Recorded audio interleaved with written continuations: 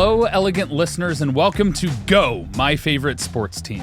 I'm your host, Tyler Scheid, again joined by somebody other than Markiplier. Frankly, better, cooler, much more important, and somebody I am happy and lucky enough to call a friend. Former professional ballet dancer, Survivor contestant, and gamer extraordinaire, Mari. Hi. How's it going? I'm double fisting today, and I'm very excited to just roast Markiplier for an entire hour. This is going to be great. Yes, so today, if you didn't pick up off of it from exactly what Mari just said, we're just roasting Mark this whole time. That's it. Sick, working overnight, canceling the episode recording so that I got to run and find guests again. You know, it's great. But the great thing is I had actually talked about having you on this podcast already. It was just about figuring out when would make sense. And so I reached out, and luckily the timing fit. Heck yeah. I'll always make time for you. Well, I appreciate that. I'm honored to have you here because you've ventured into worlds that I've barely scratched the surface of. Some even that I haven't even touched. I thought you two were a ballet dancer. Yeah, you know, I try. My flexibility is great. But no, I'm fascinated by your story and how you got into content creation to begin with. And so it's a part of the things I've always admired about you without knowing a lot about it. I know rough details, but today I get to find out more about that, and it makes me even more excited and actually somewhat nervous, just because I get nervous every time we record the podcast. No nerves. Get him out of there. Wiggle him out. It's just because I want to do the person that is guesting when I'm by myself justice, and especially with you because I respect you so much and you're one of my closest friends. I just want to make sure that we are able to tell the story of ballet dancer to Survivor contestant to gaming, winning Forbes Gamer of the Year or something like that. Is that what it was? Yeah. It was a top 10. Yeah. I think Mark was on it the same year. Yeah, it was it's all the OGs. Yeah, 2017 Top Influencers Gaming. That's what it was from Forbes. And then obviously got into acting and doing a lot of cool stuff now. Well, I appreciate it. Man. And I sincerely feel that you want to talk about the lore and all that stuff, and I appreciate that. And if it sucks, then I'll blame you. So. Okay. Yes, it's my fault. Yes, if it goes terribly, I'll be like, geez, Tyler. And if it goes great, I'll be like, Tyler, you did a wonderful job. So I know you were a dancer, but did you do any other sports growing up? Oh, God, I wish. Okay, so here's the thing with ballet. My mom is a ballet dancer and a coach. She's got her own ballet studio, and I grew up as a studio brat. I was dancing by the time I was 2.5, and I was getting paid on stage, going on tours at age 3. Oh, wow. So it was kind of like I was put on that track. It was my destiny no matter what. And as I was growing up, and this will be very telling of what I'm doing today, all I wanted to do was play soccer and do karate. I just wanted to kick shit, you know what I mean? But yeah, I really wanted to do team sports. I wanted to do soccer and I wanted to do karate when I was a kid, but I didn't. All I did was ballet. Yeah, I've got a quote from the Oakland Ballet where they asked the question, when did you start dancing? And it literally says, started dancing straight out of the womb.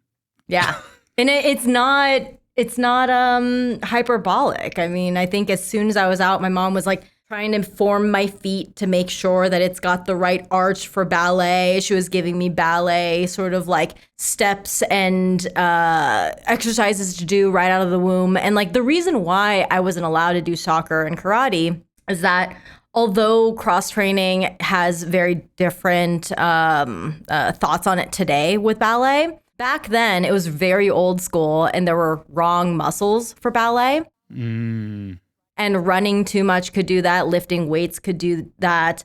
Anything that wasn't ballet adjacent was considered wrong muscles for ballet, and that's the reason why I wasn't allowed to do them, because my whole life was ballet focused. Yeah, and that's something I've always heard too with relation to being a dancer in general, especially with ballet and pointe and all the different forms that exist.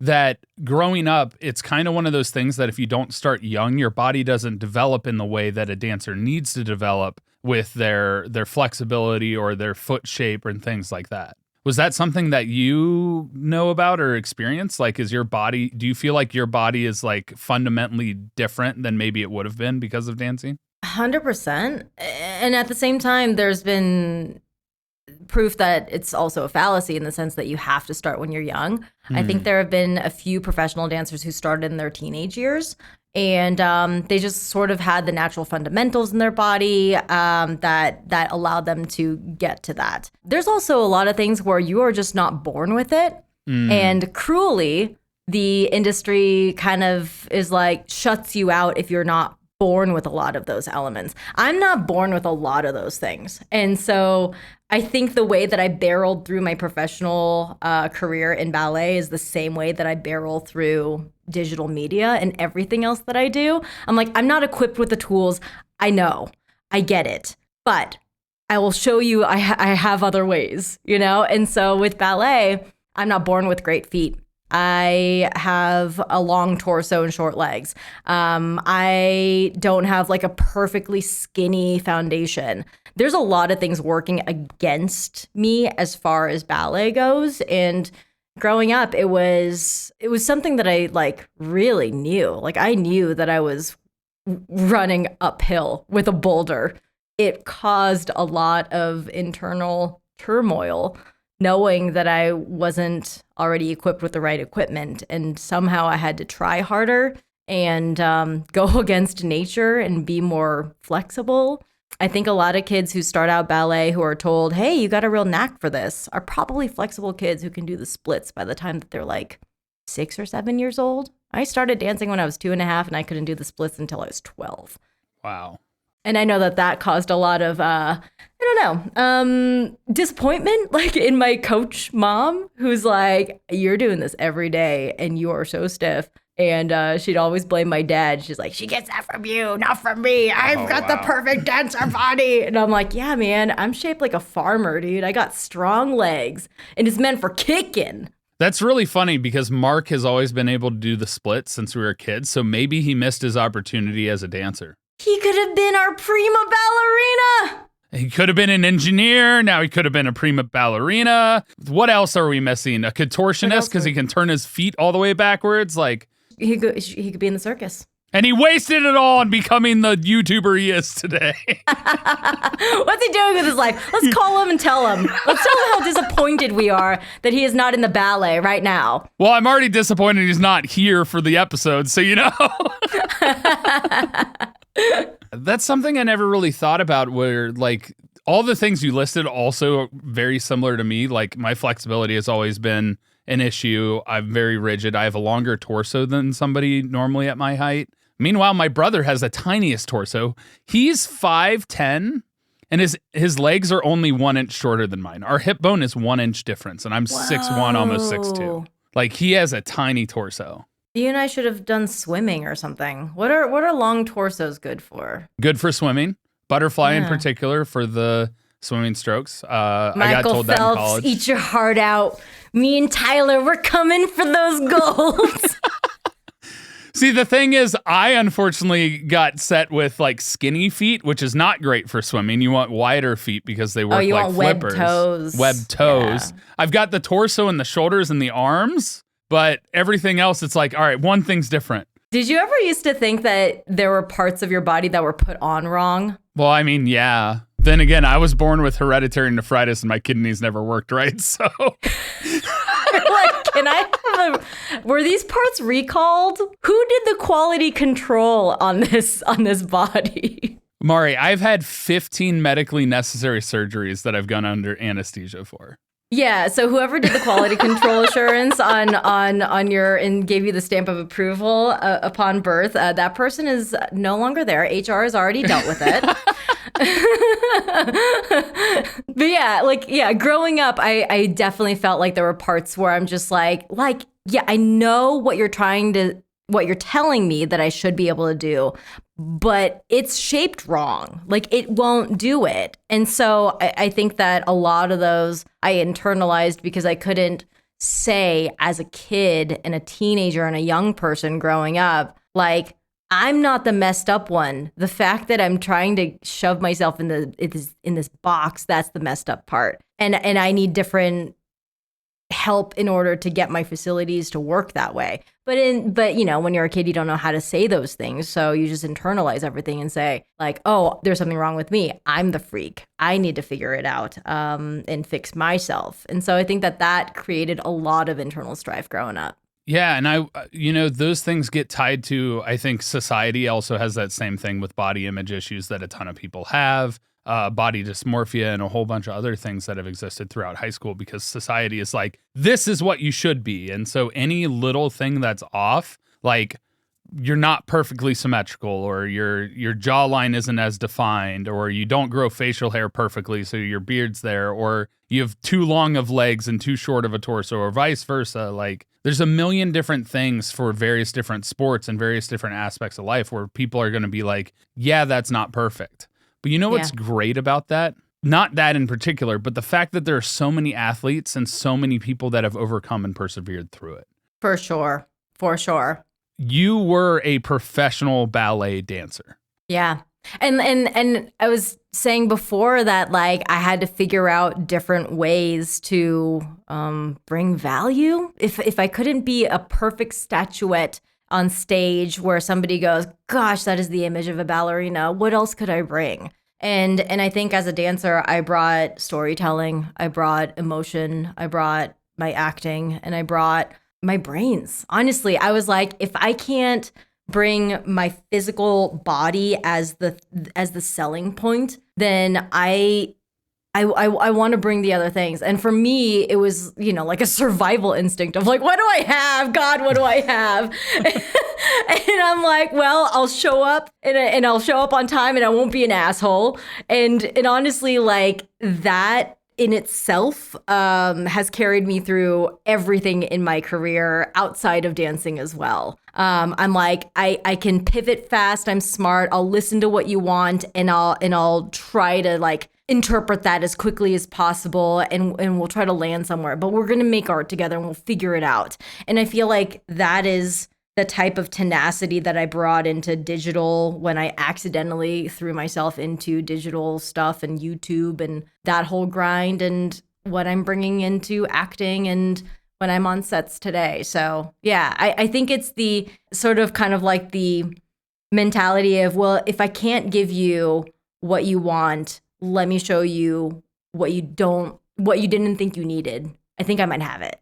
Yeah, and so a lot of times in sports, we call that like having a high motor, being coachable, strong work ethic. Those three things all together generally make people above and beyond, even though they have setbacks. Some of the greatest athletes in the history of the world have not been perfect physically and not had the perfect body type, but they were a hustle player. They were a team player. They worked harder than anybody else on the field, and that's what made them get to that point in their career to be great.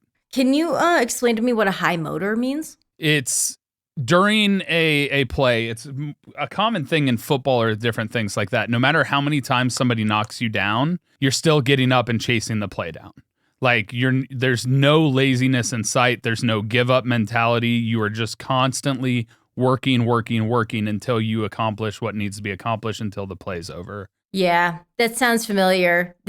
Some might call it a motor. Some might call it a chip on your shoulder the size of boulders. Yeah. That's why I keep getting up.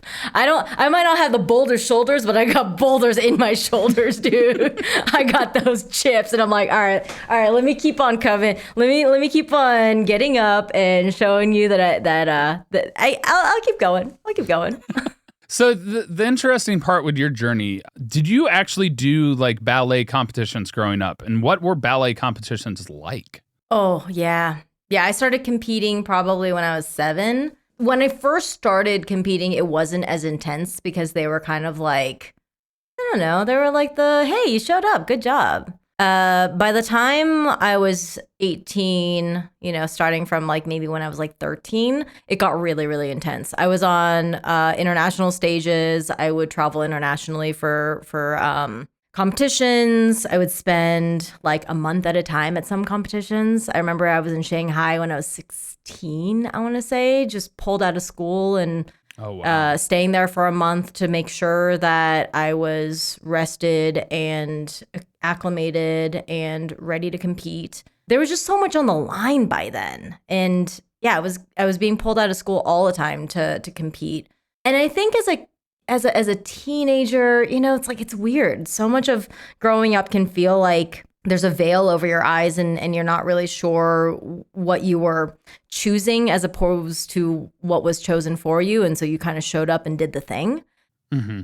But I think with competitions, so much of it felt like, no, I'm here now, so I have to do it. The stage is there. They just called my name. You go up there and you put your heart on the line and you just fail miserably, or you do just a good enough job that you come off and go, okay, I did it. Mm-hmm. And I think a lot of competition felt that way, where it's like, it felt so dramatic because you're a teenager and that's how everything feels. But you feel like your whole future is on the line every time you're out there. And I will say a lot of those things could have stayed traumatic probably for me, but I think in the long run, it set me up for some incredibly pressure-filled spaces that I've been in where I'm like, I can do this. So yeah, is that me coping with it? Who knows? Maybe a little bit of column A, a little bit of column B. Am I a better person because of the competitions? Not sure, but I know that I'm more resilient and strong because of them. Did you have to do like your own choreography for competitions, or were you like, was everyone doing the same choreography? So with ballet, it's weird because the pool of choreography that you can choose from is very, very small. I think I don't know enough about classical instrument competitions, but I would imagine it's the same, where it's like, if you're going to compete in piano, you're not going to make up your own piano piece. You're probably going to do, a Chopin or a Beethoven or whatnot, something that is known so that there is a caliber that judges will go yes or no, high or low, dependent on what they already know about the piece. So ballet is the same way, where you're picking from a pool of very, very known ballets that have a standard of like what it should look like, how it should feel when you watch it. And so, yeah, you choose from that for ballet. Interesting. Because I also saw that you, on your sheet and on the little research that I did beforehand. You did a lot of research because you pulled up Oakland Ballet. That is some deep cut. I didn't want to say it at the moment, but I'm like, sir, that's a damn deep cut. Well, I also know that in that it says you're a choreographer as well. And you also I remember talking to you because you were doing coaching and teaching. In fact, I think I met one of your students when we were at E3 one year. Oh, yeah, Alec, yeah. Yes. You're totally right. Yeah. So when I was choreographing, it was for either neoclassical or contemporary, which is kind of like a fusion of modern and jazz with ballet. So That's when you can kind of go off the rails, when it's not pure classical ballet choreography. And you can bring in your own style. And so that's what I was choreographing. And I started coaching when I was 15, when I was still in high school. That was ballet and coaching was supposed to be my sort of like what I do for the rest of my life. Mm-hmm. When I think when we met, I was a few years into internet, online video making stuff. And so, like you saw that sort of convergence of like my past life crashing with my present life at that moment. And so, yeah, coaching was a huge part of not just like my later teenage years, but my 20s, where I'm like, this is what I meant for. This is what I'm going to do for the rest of my life. It's so fascinating to me how you went from that to the internet, but also in that going to Survivor. Which Survivor is a game show, which also in some capacity lends itself to being sport-like. And so, I mean, from what I read about your stuff on Survivor, you kind of got blindsided and voted off pretty early. Oh, very early, yeah. But through Survivor, like, how did that feel in comparison to the competitive spirit of ballet? Because I know ballet has competitions, but it's also, at least in my mind, like the physicality of it is incredible. But to me, I always think of it more as an art form than opposed to a sport. Even though it has insane athleticism and skill, there's like bias and questions about repeatability. However, there is generally a consensus on like who is the best ballet dancer each year to a significant degree. But I've always seen it as more of an art form. What are your thoughts with relation to it being a sport versus an art form and then going into your game show with Survivor? As far as sport and art form, I mean, I think it's both, and it has to be a little bit of both. But I think the reason why it's not seen as a sport and the reason why people don't immediately see dancers as athletes is because the whole, I mean, it's for entertainment purposes first in order to take an audience and kind of portal them into a different ethereal world. So the whole point of being a good dancer is not showing that there's effort. Whether you're huffing and puffing from the lack of air in your lungs or your feet are bleeding and burning and your body is bruised up and whatnot, the point is to never show that, because that's not for the audience to take in. The audience isn't supposed to go, God, they're working so hard. Whoo, look at the sweat coming down their faces. Look at the effort. And I think with a lot of sports, you want to see that effort. You want to know that they're working so hard and they worked for that goal. God, they worked for that goal. It's like, it's so different fundamentally in that sense of showing effort versus not. And with sports, when you show that effort, you almost feel like you're a part of it. You bled and you sweat so that we all got that goal together, like we won it together. And in ballet, it's an entertainment piece. It's like acting. You don't want to put that effort onto the shoulders and burden your audience. Instead, you want to show them what your movement is about, the story that it's telling. And every ballet has a story. It is like watching like a TV show or a movie. It goes from point A to point B and has a beginning, middle, end. Every single one does. So what you're trying to portray isn't the effort of the movements, but what you're trying to say with your body. Yeah. Would you say that then the competitions are kind of the build-up to get the best gigs as a professional dancer for the biggest shows? It can. I mean, it's kind of like the accolades. And in some ways, those accolades are, gosh, what is it? I mean, I guess it's like saying like in sports that you're on a high school, you're the MVP at your high school. You did well at regionals, or maybe you took it to nationals. It gives you a barometer of that, but it's certainly not necessary. When you go into auditions, it is more of a cattle call. And whether you have the titles or not, when you see it, you see it, right? And I think that you see that in like draft picks a lot. There's like this, like NHL draft picks, then there's somebody who was like expecting it. He's like coming down in a hoodie that just happened this year.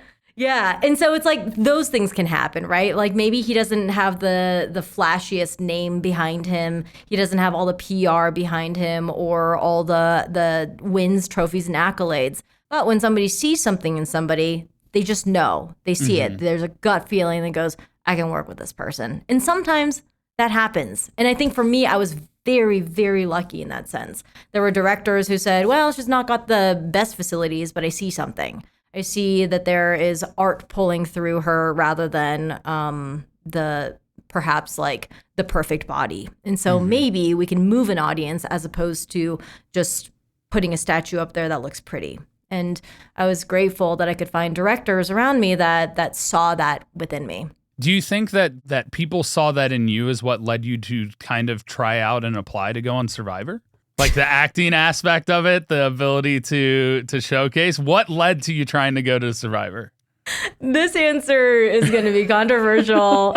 This answer is going to maybe piss some people off. That's fine. I'm gonna try to explain this as best as I can without coming off like a total asshole. When Survivor happened, I would say I was probably maybe at the peak of like my YouTube career. And everything was happening. Like the biggest, and I don't even remember, like it's kind of almost a blur, but like the biggest things in my YouTube career were happening. We were working with like incredible folks. I was going off into like literal like hyperspace, like doing zero gravity, working with celebrities, all this stuff. The biggest stuff that you can think of, right? Right. So a bunch of people wanted you for stuff. Yes. I mean, you could say that, and it felt like we could have anything in the world. And I wanted a break. That's actually really funny. I literally was like, I am so perpetually online that all I could wish for right now is not to work with the next big celebrity. I want to not have to touch my phone for a month. I want to just be on a tropical beach and just not have to think about internet. And then not too long after that, somebody from casting in Survivor was like, hey, got your name from a couple of your friends, Aaron and Jocelyn, who were on something race. The Amazing Race. The Amazing Race. Yeah. Yes. So they were on The Amazing Race, and I happened to work in the same office as them. And they put my name in, saying, hey, Mari might be good for Survivor. And that casting director, Jody, called me, and she's like, hey, we would like for you to audition for Survivor. If you do it, it is 9 weeks. You won't have internet, can't email, can't be on the internet, got to be away, you can't contact anyone. You'd be off the grid for 9 weeks. You think you could do it? And you jumped at the opportunity. I said, good God, get me there. I need this right now so bad. And it's like, that was a weird manifestation, I would say. You know, and it was one of those things where like that landed on my lap in a moment where I was seeking just like clarity, I think, in a lot of ways, where I'm just like, good God, everything is going by so fast. All these opportunities are here. We're doing the big things. But what the hell is life? What am I working for? What is this? You know? And I think in some ways I was kind of coming to like being conscious of how much all of it was kind of freaking me out. Because it was kind of like a really fast 5 years of this uphill sort of thing where things just kind of exploded. Things exploded. Yeah. And I think for a good amount of time, I was kind of going with the flow, being like, oh my God, this is cool, right? And like it felt like the early days of YouTube, we were all on these surfboards and we're like, whoa, the wave is taking us. And it's like, whoa, hey, what's up? Dude, oh, you're on this too? Cool. I don't know where the wave is going. This is awesome.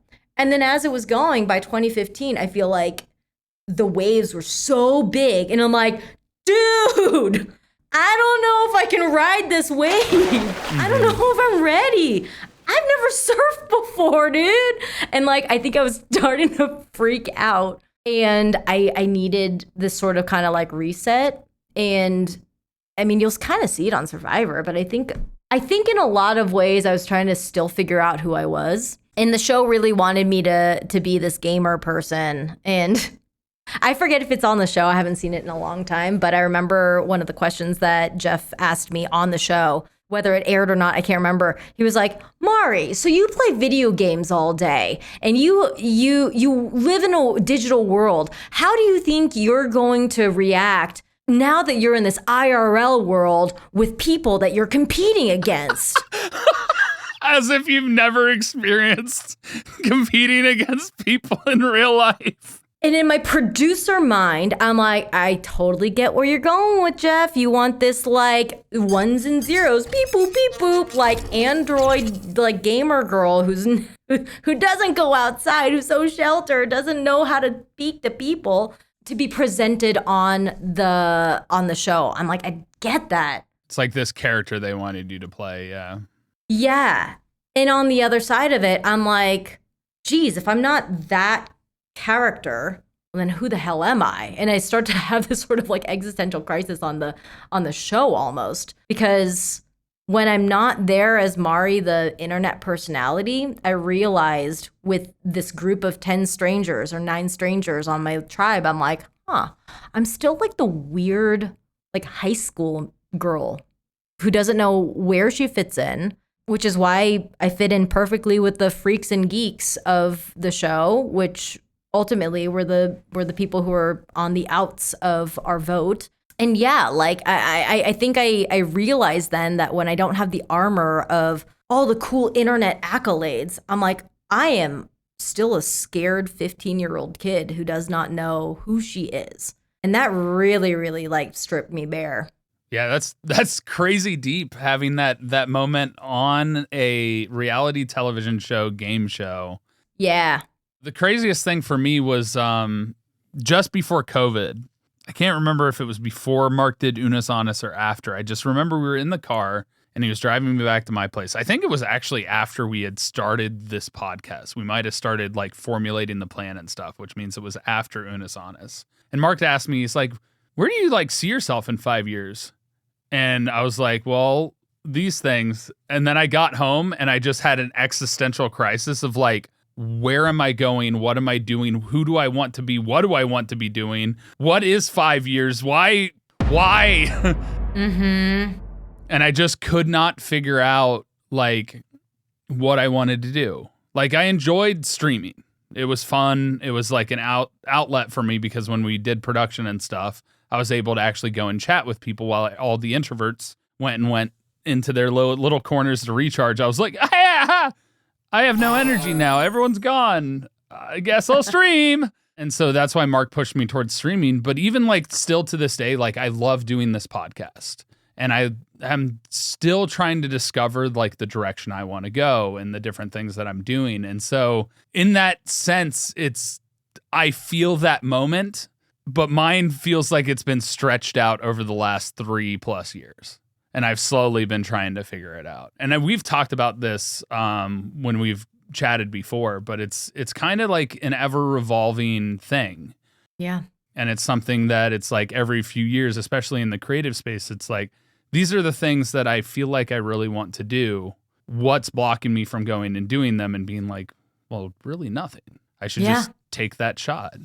And so that's why I said at the very beginning of this episode is like, the reason I admire you is like the transitions that you've gone through from going to being a professional ballet dancer and coach and teacher to going and jumping onto the internet and being a part of Smosh games and becoming one of the most known female gamers in the entire space across the internet, to then jumping off, going to Survivor, and then also now jumping into film and kicking things like you wanted to do kind of as a kid. Finally. Yes. And so it's really cool to me, all the different things that you've done. And so I'm going to ask you one very like surface level question, then we'll get into more deep stuff. But what would you say is like your greatest athletic achievement, and then what you feel like is your personal favorite achievement that you've had throughout your career so far? Athletic achievement? I don't know. It's not really an achievement, but I think that having an understanding of my body, I think that's an achievement. I agree with you. Yeah, it doesn't come with a trophy, but like, I know when I want to get up and like just lubricate the joints and wiggle it out. And like, I don't know. I think that having a connection with my body is incredible. And I want that for everybody, because I think that there's so much that our body is actually telling us, but we're really good at blocking it out. And I know I blocked it out for a good amount of the pandemic. It was some sort of like trauma response for me where I'm like, if I don't move or tell my body that there's this connection, then maybe there's nothing wrong. You know, I could just kind of like push it down. And if I know that if I'm pushing something down, I know that it feels bad. So then I'm going to have to deal with it. So I'm like, maybe just stay comatose. Don't freaking move. You're stuffing it down. So just keep it there, But like once it starts like jiggling around, then I'm like, oh my God, something's wrong. The gut's telling me one way or another. And that means that I got to put some action into it. And I got to, shove something. So yeah, I mean, I think that having that facility is probably one of my greatest achievements, and it's weird because this is the weird like things where it's like it's connected to dance for me. That is why I have that connection, and there's also so much strife that came from dance for me because I'm like, I didn't choose it. This is not the destiny I chose, but it gave me all the facilities that set up my entire life. I wouldn't be sitting here talking to you if it weren't for all the things that dance taught me. The way I communicate, the way that I think about things, I know it comes from that foundation. And so, yeah, I mean, it's like it is a thing that I'm constantly kind of like tearing apart and peeling layer by layer. And I'm like, ugh, I don't like that layer. Sometimes I'm like, put that layer back. That one's too traumatic. We'll come back to that onion later.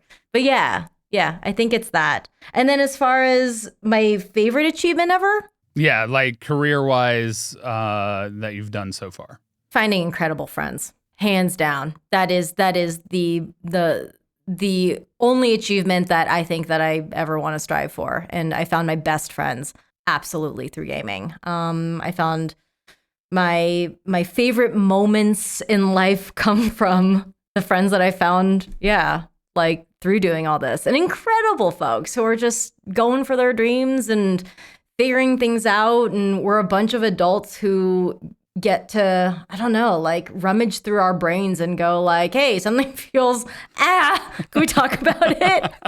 And like, what a wonderful time to grow up in and still grow up in and say like, yeah, you don't have to have everything figured out. We're going to figure it out along the way. You don't have to have everything perfect in order to have a little bit of progress. And I think that surrounding myself with folks like that has been an absolute, I don't know.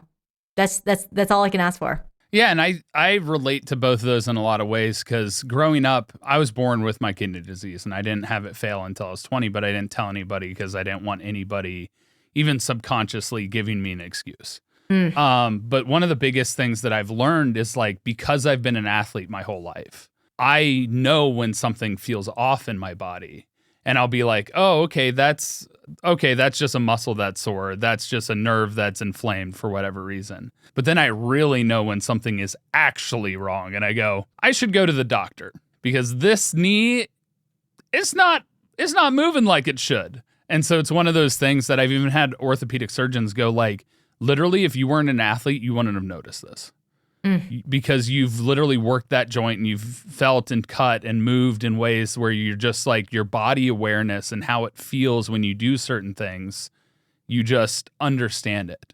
And that goes into everything when you have emotional stress and things like that and how your body reacts to those things.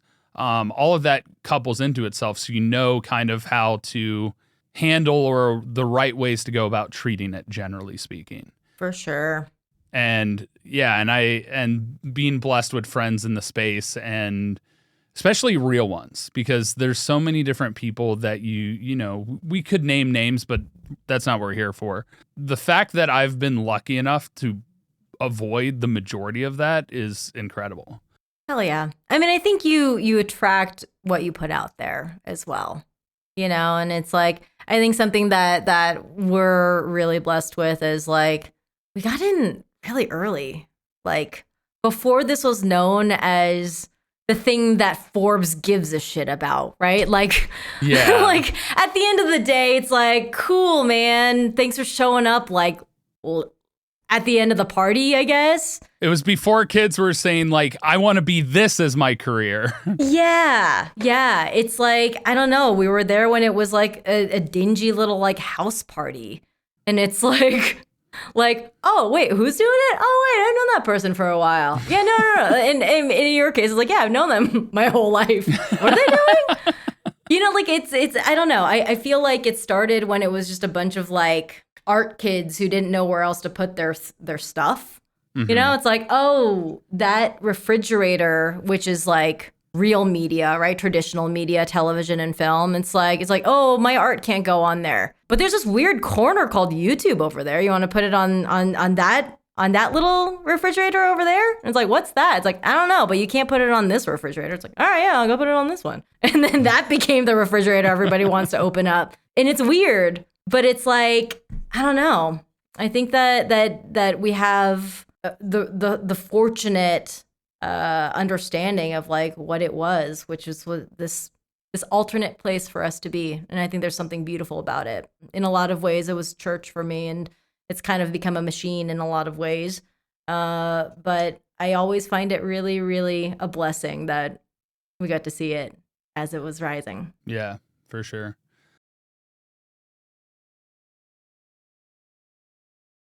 Well, now you're going off and making films and passion projects. Super exciting stuff. What's the latest scoop you can tell us about? What have you been working on? Oh my God, I just saw some clips from something that is dropping in October. Oh, and okay. I'll show you privately. Okay. But I can't share it on the podcast. But it's awesome. I think to date, it is probably going to be the most interesting project that I've been a part of. I get to show off a villain side of myself. The monologue I have is very theatrical, I'll say, and very big.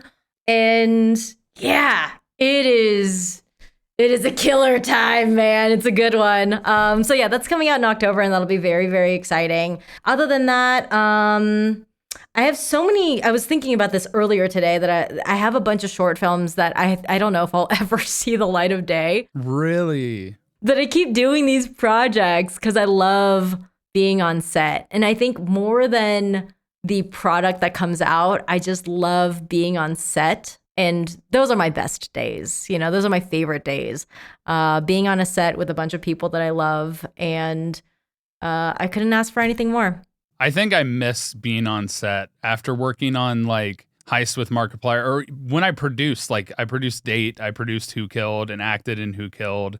I also acted in Date, but Date was all improv. Who Killed was the first time where I had a script that I actually had to read my lines because Mark actually wrote that. I think that was one of his first like written works. And then venturing on to just showing up for Heist. And I was only there for a short time.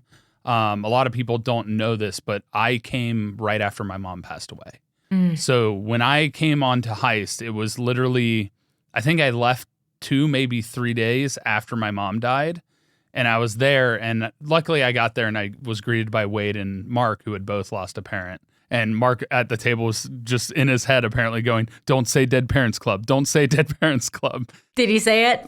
I don't think he did. And then afterwards he's like, I think we got in the car, and then he's like, "God, that whole time we were eating, I was saying I can't say Dead Parents Club," and I just started laughing. Well, you lasted a good amount of the day. I know, but he still revealed it, which is really funny. But just being able to go from like one of the hardest things I've ever had to deal with in my life, and I almost died when I was 20. Going straight to set to seeing some of the friends I've had the longest. I've known Mark since like early middle school, to Wade when we were in kindergarten. Like both of them knew my mom. And so going from that moment to being on set and meeting all these incredible people without telling them what was going on, like it was one of the coolest experiences. And I think that's when I really started to fall in love with being on set, because being a producer is one thing.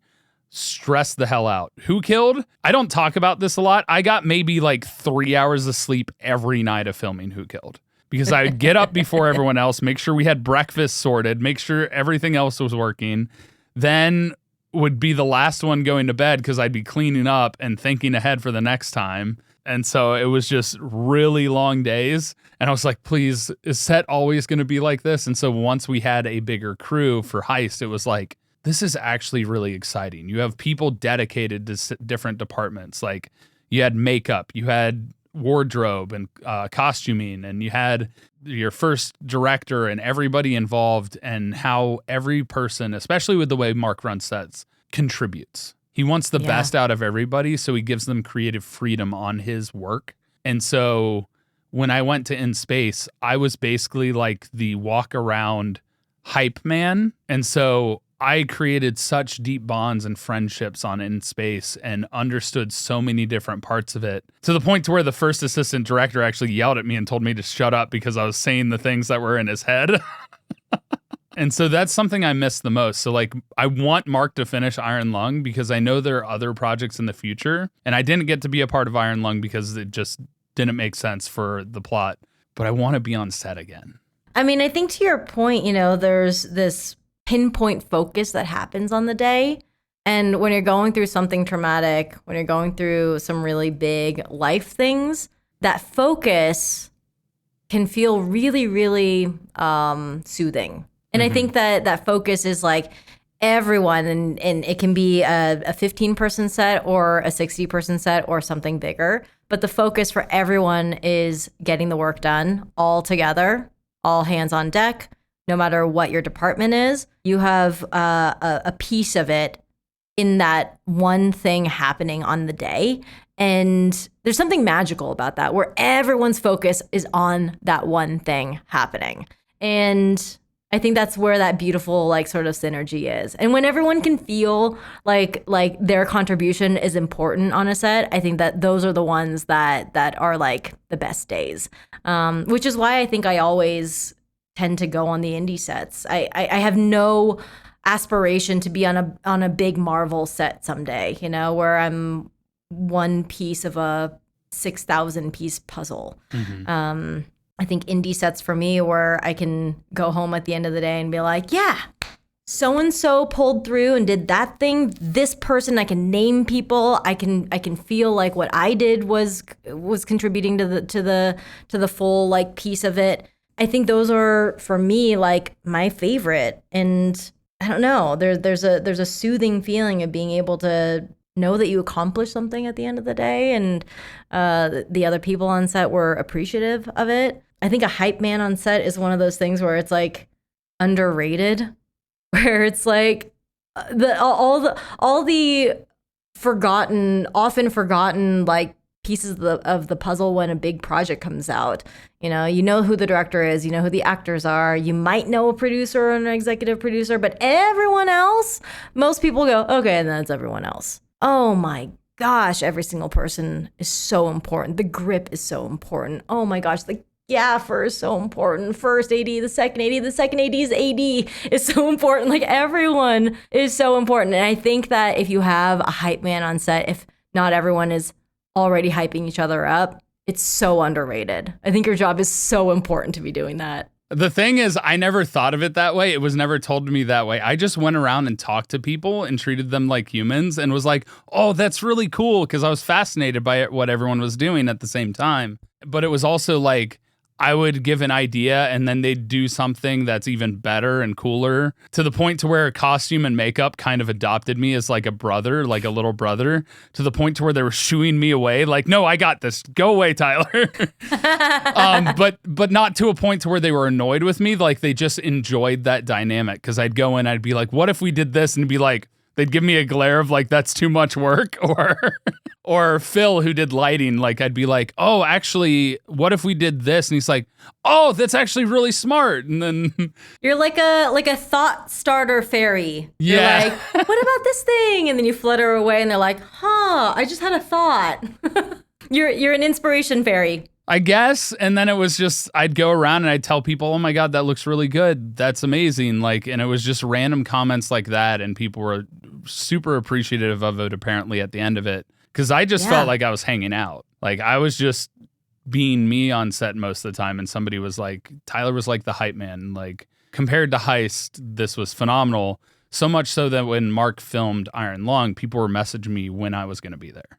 Aww. And I was like, I don't know. And I didn't end up getting to go. But it definitely made me feel appreciated. And that's one of the things I miss the most about like set, is like that dynamic. And I think, like you said, it's the indie sets, not the major sets, where that's going to have that feeling. Hell yeah. And especially when everybody's collaborating to, you know, showcase their own individual best to create the collective whole. That's really cool.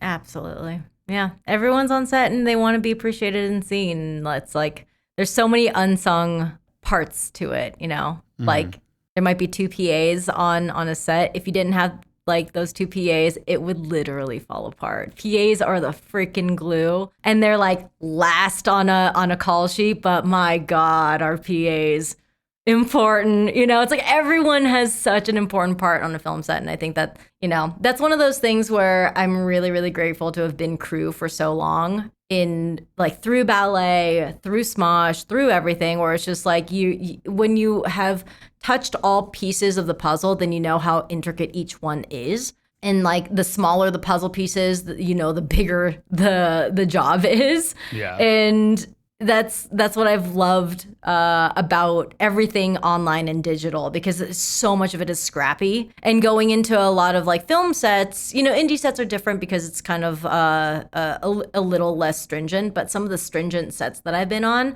I'm like, yeah, I can't bring that sort of grittiness of online media to it. But I know the parts of traditional that I want to take, and the parts of digital that I want to take, and bring it to the sets that I'm on. Because for people who don't know, you know, if you're on like a SAG set, SAG-AFTRA, which is like the traditional media sets, those are the ones where anything that you see on Netflix or television or film or anything like that, those are official sets where, let's say this bookcase needs to be moved 2 feet for a shot. On an indie set, or if I was, you know, doing it like for like a video of mine or whatnot, I would move it, right? It's a bookshelf. I would move it. Tyler would help me. We would move it together. On an official set, you do not touch it. There's a person whose job it is to move things, and it's their thing to move. You do not touch it, or that's real bad. And so it's like, it's those things where I'm like, oh, now we got to wait for the person to come. We could have already moved it. We could have moved on. And I have those thoughts because that's kind of like where I'm born and bred with online stuff. But I also know that if I do it, that person's out of their job. This is the whole reason why that person is on the job. And why they're getting paid. Yeah. Exactly. So it's like I understand both parts of it. And I don't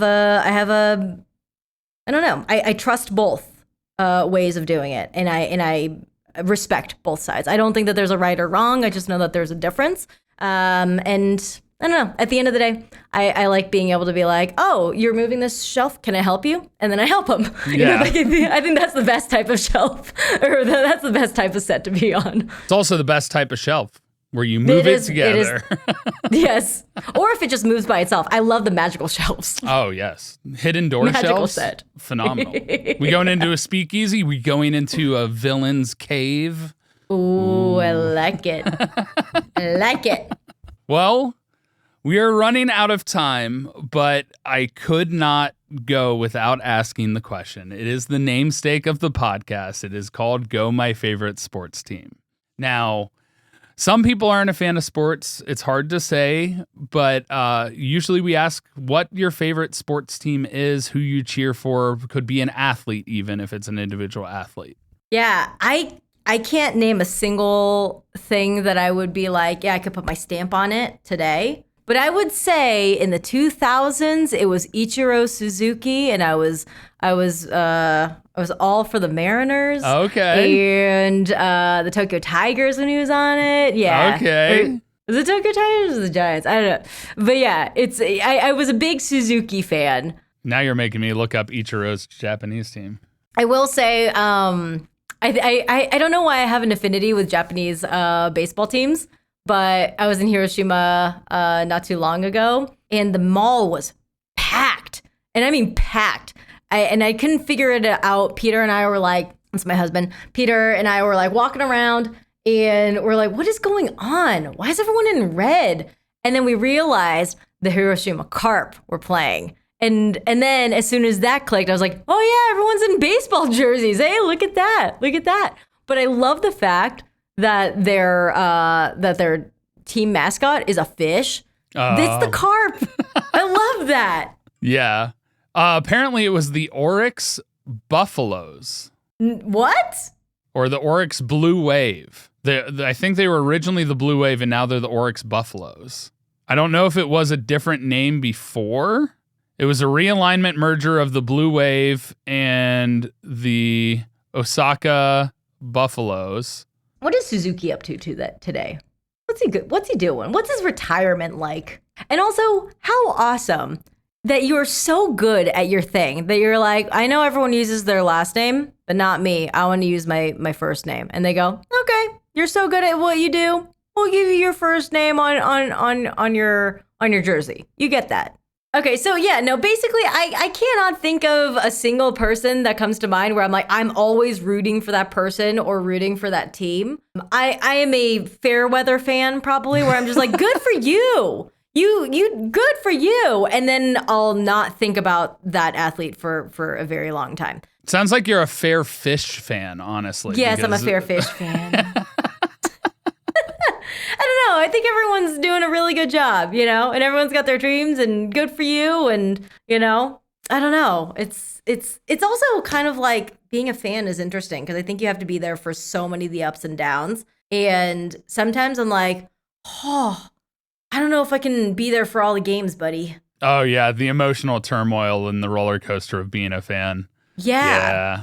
Yeah. I don't think I've ever been a good fan because I'm just like, how many games do you have this week? Ooh, I don't know, man. I got some other stuff to do. Well, the problem is too many people get too heavily emotionally invested. I'm one of those. That's why I can't watch the Bengals play. If I watch them play and they lose, I'm devastated. Like that day, Cincinnati Bengals, American football. Wait, hold on, don't tell me. Is that Oh, sorry. football? Yes. Okay. Yes. That's the Cincinnati Bengals. Yes. Yeah. But yeah, so it's like if I don't watch the game, it doesn't affect me as much. So a lot of times, luckily being out in LA, I don't see it every day. Usually they play 17 games in the regular season now, so it's once a week. But like I don't want to have my day devastated. That's also why I don't like the only time I play fantasy football is when I play it for charity. Because if I lose, I get devastated. Or if I misplay the wrong player and somebody performs better, I get mad at myself.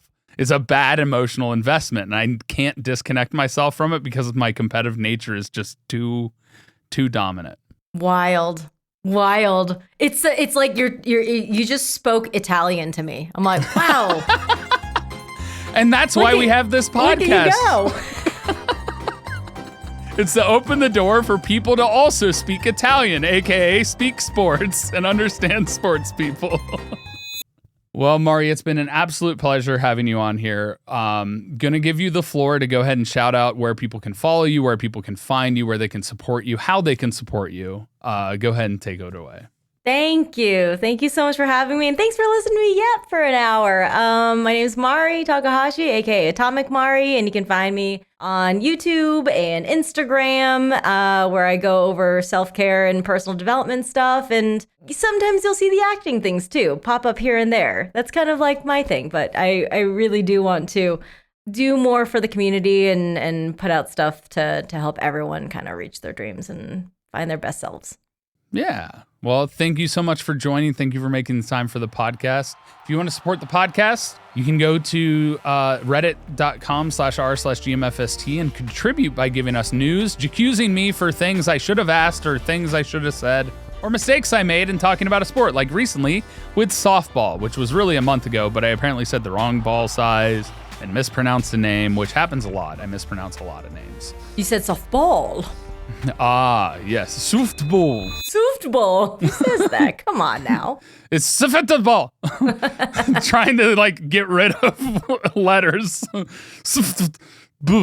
I'm just eliminating letters at this point. Eventually it's just going to be But if you want to support in other ways, we are working on getting merch back up. Check out store.gmfst.com. Otherwise, watch, listen, share it with a friend. Lots of ways you can contribute. And also, ballet dancing, incredibly athletic, and they do it without showing their turmoil as they're doing their moves and performance. It's truly incredible. I have massive respect for it, and many people have told me that if I took ballet, I could have been better at other sports, so... Never too late, Tyler. We can go do ballet together. Mark can show us how, because he's the prima ballerina, apparently. He can't do the splits anymore. He's tensed up like me. but probably still way less than me. I am rigid as a rock. But thank you so much for listening. I will see you in the next episode. Go check out Mari everywhere you can find her, and we'll see you then. Bye. Bye.